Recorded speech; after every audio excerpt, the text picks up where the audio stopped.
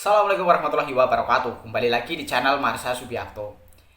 Pada kesempatan kali ini kita akan kembali membahas informasi menarik. Kali ini kembali terkait dengan P3K paruh waktu ya. Jadi kemarin kembali ada informasi atau berita menarik berkaitan dengan P3K paruh waktu ini. Berita atau informasinya datang dari Gorontalo ya. Jadi ada salah satu tokoh HMI, Himpunan Mahasiswa Islam di Gorontalo, yang mengkritisi terkait dengan kebijakan dari pemerintah berkaitan dengan P3K paruh waktu ini. Jadi kritiknya bahwa sistem P3K paruh waktu hanya mengubah nama gitu ya, dari honorer menjadi P3K paruh waktu. Harapannya bukan hanya mengubah nama, tetapi ada kebermanfaatan lebih yang didapatkan oleh para honorer yang dirubah statusnya menjadi P3K paruh waktu ini, bukan hanya sekedar merubah nama.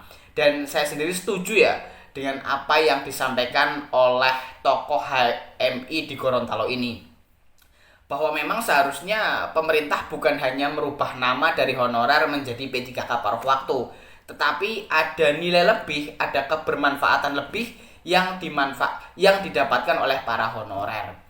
Kemudian tokoh HMI ini juga mengkritisi terkait dengan gajinya. Jika gajinya hanya sama dengan honorer, buat apa? Seharusnya ada peningkatan gaji. Kemudian solusi yang ditawarkan juga menurut saya menarik gitu ya. Jadi seharusnya anggaran yang digunakan untuk penggajian itu tidak sepenuhnya diserahkan kepada daerah atau instansi, tetapi ada andil dari pemerintah pusat, sehingga daerah tidak keberatan dalam menggaji para P3K paruh waktu ini. Harapannya kan gajinya lebih besar dari gaji yang didapatkan saat menjadi tenaga honorer gitu ya. Sehingga tentunya harus ada peran, harus ada kontribusi dari pemerintah pusat untuk bisa meningkatkan gaji yang didapatkan oleh P3K paruh waktu nantinya. Jadi ini juga merupakan solusi yang bagus yang ditawarkan oleh tokoh HMI ini. Kemudian walaupun sudah mendapatkan NI P3K, artinya sudah ada kejelasan bahwa ke depan bisa diangkat menjadi P3K penuh waktu, sudah juga dianggap sebagai ASN, tetapi kontraknya juga disoroti gitu ya. Kenapa hanya dikontrak 1 tahun gitu ya? Padahal dia sudah ASN. Hal ini juga menjadi kritikan dari tokoh HMI ini. Kemudian ada hal-hal lain yang tentunya banyak disorot ya, terkait dengan sistem P3K paruh waktu ini. Dan saya sendiri ada beberapa hal yang setuju dan ada beberapa hal yang memang ya bukan tidak setuju ya, tetapi kurang pas gitu menurut saya. Karena memang kebijakan sistem P3K paruh waktu ini menjadi dilema menurut saya, dilema dari pemerintah. Kalau melakukan PHK tentunya nanti akan menimbulkan masalah yang lebih besar, sehingga ya mau tidak mau diterapkan sistem P3K paruh waktu yang mungkin keuntungan yang didapatkan oleh honorer yang diangkat menjadi P3K paruh waktu ini tidak terlalu besar. Tetapi setidaknya menurut saya honorer yang sudah mendapatkan status P3K paruh waktu ada kepastian hukum dan ada harapan ke depan akan diangkat menjadi P3K penuh waktu tanpa melalui seleksi kembali. Jadi poin saya itu, kalau terkait dengan hak dari mulai gaji, tunjangan dan lain-lain, ya itu dikesampingkan saja. Yang penting daripada di PHK ya lebih baik diangkat menjadi P3K paruh waktu, dan itu menjadi dilema dari pemerintah pusat. Tetapi untuk lebih jelasnya terkait dengan kritikan yang disampaikan oleh tokoh HMI ini, kali ini kita akan coba lihat beritanya ya. Langsung saja, bagi yang penasaran, simak terus. Oke, bismillahirrahmanirrahim. Langsung saja kita mulai. Jadi inilah berita atau informasi terkait dengan opini ya dari tokoh HMI di Gorontalo berkaitan dengan sistem P3K paruh waktu. Diberitakan oleh liputan6.com ya. Judulnya opini. P3K paruh waktu disorot aktivis Gorontalo, tenaga honorer yang berubah nama. Kita coba bacakan ya. Badan Kepegawaian Negara tengah mempersiapkan formasi pegawai pemerintah dengan perjanjian kerja atau P3K paruh waktu sebagai bagian dari kebijakan penyelesaian tenaga honorer.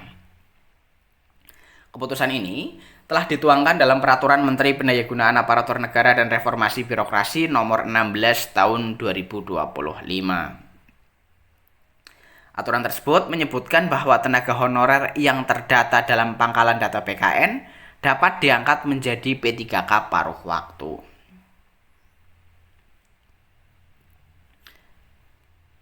Asalkan telah mengikuti seleksi calon aparatur sipil negara atau P3K tahap pertama dan kedua. Namun, kebijakan ini justru menuai berbagai kritik dari masyarakat termasuk para aktivis di daerah.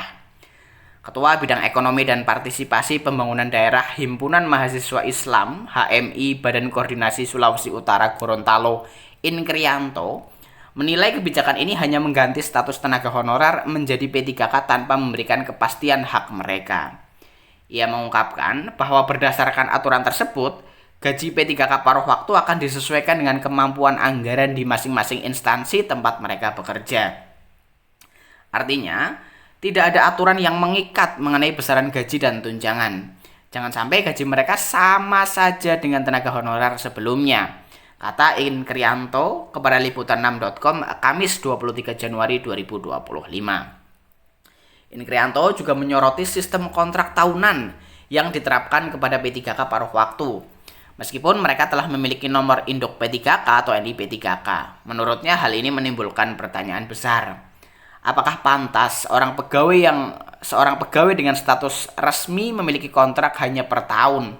Ini perlu menjadi perhatian serius, tegasnya. Lebih lanjut, Inkrianto khawatir kebijakan ini justru akan membebani keuangan daerah. Ia mencontohkan kasus di Gorontalo, di mana tenaga honorer Satuan Polisi Pamong Praja atau Satpol PP hanya menerima gaji sebesar 600.000 per bulan. Jika setelah diangkat menjadi P3K paruh waktu, gaji mereka tidak naik signifikan, sementara seluruh beban anggaran diserahkan kepada pemerintah daerah, ini hanya akan menambah masalah, ujarnya. Berdasarkan keputusan Kemenpan RB harusnya ini ya, nomor 16 tahun 2025, pejabat pembuat komitmen atau PPK memiliki kewenangan menentukan jangka waktu bekerja dan jam kerja P3K paruh waktu sesuai dengan ketersediaan anggaran dan karakteristik pekerjaan. Hal ini menimbulkan kekhawatiran tambahan mengenai masa depan pegawai jika anggaran tidak tersedia atau pekerjaan mereka dianggap tidak lagi dibutuhkan. Bagaimana jika di kemudian hari anggaran habis atau pekerjaan sudah tidak dibutuhkan? Apakah ASN yang sudah memiliki status resmi harus diberhentikan? Kebijakan ini perlu kejelasan lebih lanjut agar tidak menimbulkan keresahan baru di kalangan tenaga non-ASN, tegasnya. Inkrianto mendesak pemerintah pusat untuk merevisi aturan tersebut. Menurutnya, kebijakan ini seharusnya memberikan solusi nyata, bukan sekedar mengganti istilah dari tenaga honorer menjadi P3K paruh waktu. Jangan sampai kebijakan ini menjadi langkah pemerintah untuk sekadar menyelesaikan isu tenaga honorer tanpa memberikan manfaat yang berarti bagi para pekerja, tutupnya. Kebijakan pengangkatan P3K paruh waktu ini merupakan bagian dari upaya pemerintah untuk menyelesaikan permasalahan tenaga honorer yang telah lama menjadi isu di Indonesia. Namun, kritik dari berbagai pihak menunjukkan perlunya evaluasi mendalam agar kebijakan ini tidak hanya menjadi solusi administratif, tetapi juga memberikan kepastian dan kesejahteraan bagi para pekerja. Ya, jadi itulah ya berita atau informasi terkait dengan opini dari tokoh HMI di Gorontalo gitu ya.